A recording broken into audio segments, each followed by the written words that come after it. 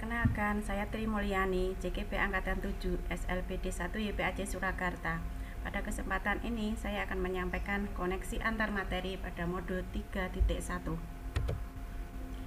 Pertama, bagaimana filosofi Ki Hajar Dewantara dengan Pratap Triloka memiliki kaitan dengan penerapan pengambilan keputusan sebagai seorang pemimpin? Filosofi Pratap Triloka khususnya ing ngarsa Sung Tulodo memberikan pengaruh yang besar dalam pengambilan keputusan sebagai pemimpin pembelajaran.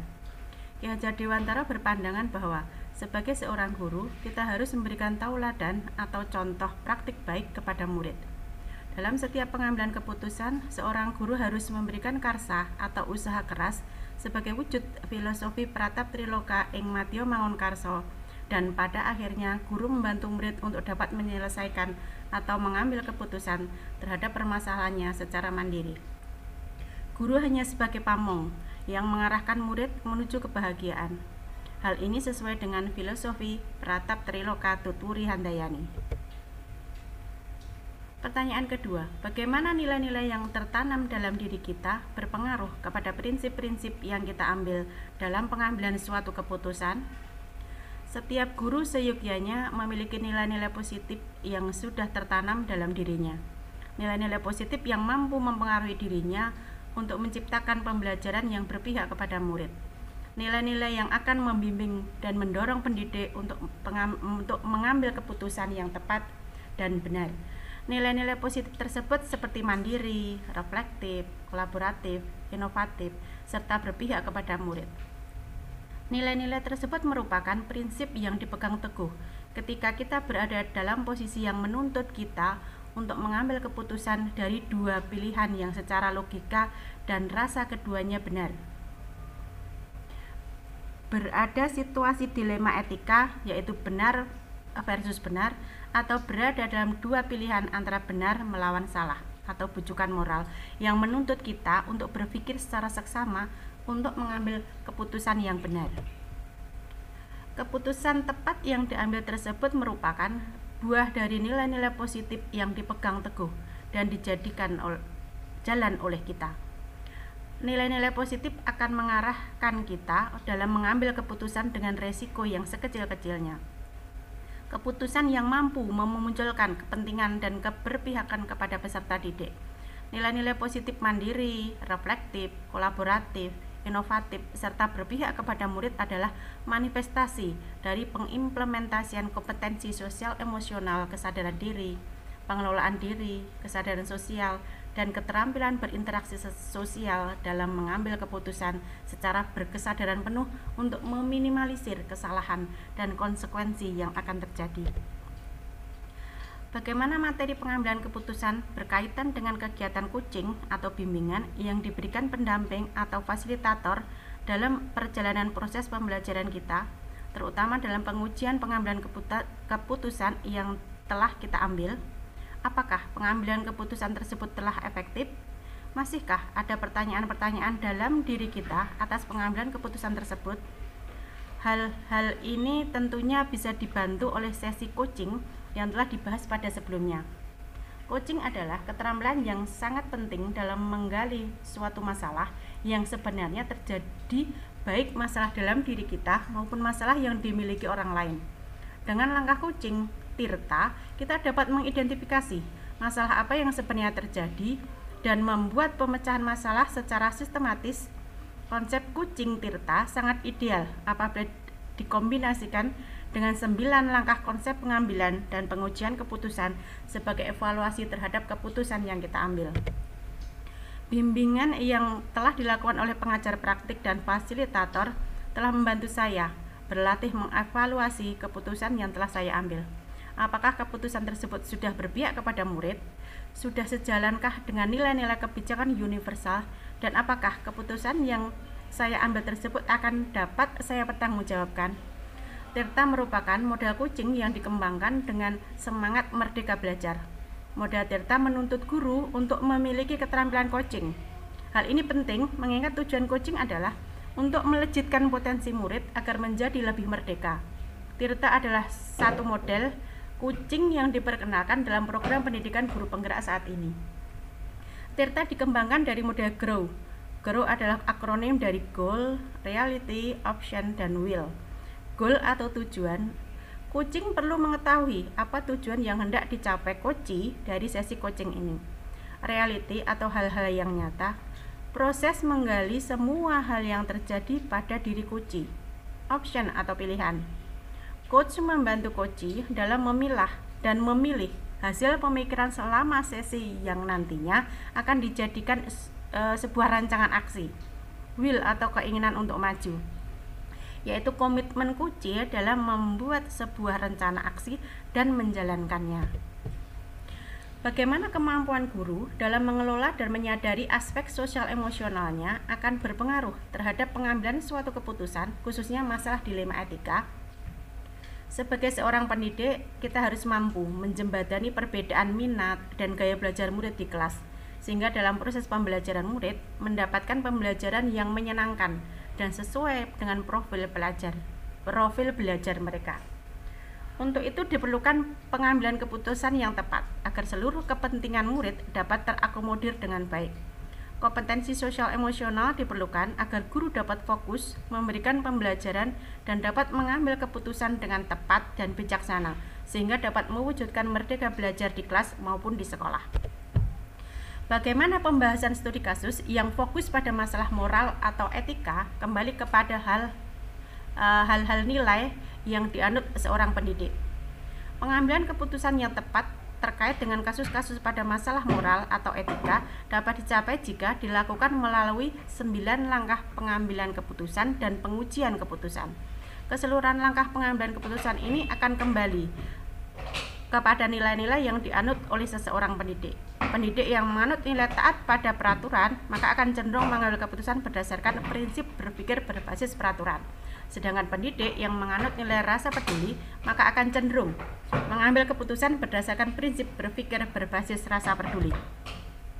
Bagaimana pengambilan keputusan yang tepat? Tentunya berdampak pada terciptanya lingkungan yang positif, kondusif, aman, dan nyaman.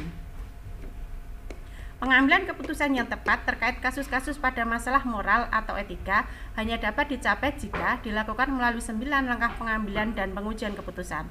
Dapat dipastikan bahwa jika pengambilan keputusan dilakukan secara akurat melalui proses analisis kasus yang cermat dan sesuai dengan 9 langkah tersebut, maka keputusan tersebut diyakini akan mampu mengakomodasi semua kepentingan dari pihak-pihak yang terkait.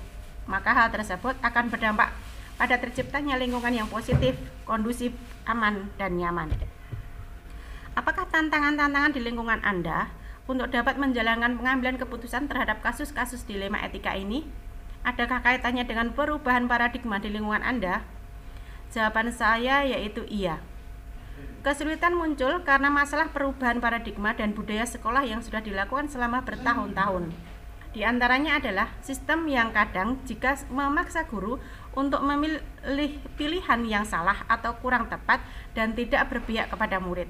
Yang kedua adalah tidak semua warga sekolah berkomitmen tinggi untuk menjalankan keputusan bersama.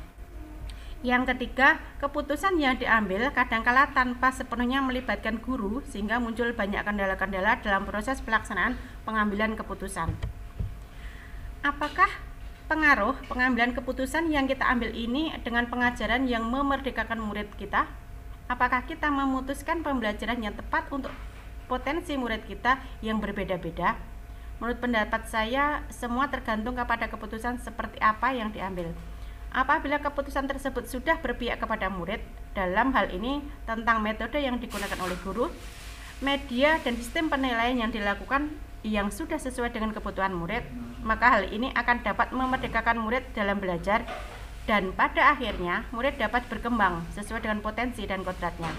Namun sebaliknya, apabila keputusan tersebut tidak berpihak kepada murid dalam hal metode, media, penilaian, dan lain sebagainya, maka kemerdekaan belajar murid hanya sebuah omong kosong belaka dan tentunya murid tidak akan dapat berkembang sesuai dengan potensi dan kodratnya. Bagaimana seorang pemimpin pembelajaran dalam mengambil keputusan dapat mempengaruhi kehidupan atau masa depan mereka? Kita, guru sebagai pemimpin pembelajaran, melakukan pengambilan keputusan yang memerdekakan dan berpihak kepada murid. Maka dapat dipastikan murid-muridnya akan belajar menjadi orang-orang yang merdeka, kreatif, inovatif dalam mengambil keputusan yang menentukan bagi masa depan mereka sendiri.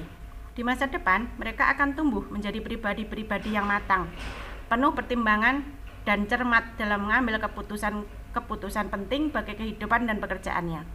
Keputusan yang berpihak kepada murid haruslah melalui pertimbangan yang sangat akurat, di mana dilakukan terlebih dahulu pemetaan terhadap minat belajar, profil belajar, dan kesiapan belajar murid untuk kemudian dilakukan pembelajaran berdiferensiasi, yaitu melakukan diferensiasi konten, diferensiasi proses, dan diferensiasi produk.